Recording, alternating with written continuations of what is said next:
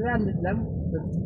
Pagdating namin doon sa may putik, sabi niya, diretso muna kami sa Artilim. Magkano hanggang Artilim? Sabi ko, sir, mga 3.5 pwede. Sabi ko, 1.5 yung gasolina, meron pa akong 2,000 pang ginansya at saka boundary. Pinadiretso ako. Binigyan mo 4,000, binigyan ako. Kumakay na pala yun sa akin.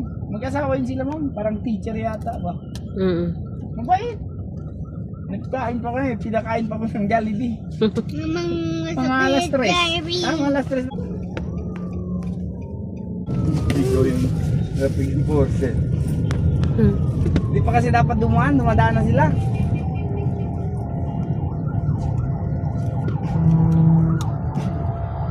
Traffic dito. Traffic. Ang traffic. Oo. Si traffic. Traffic.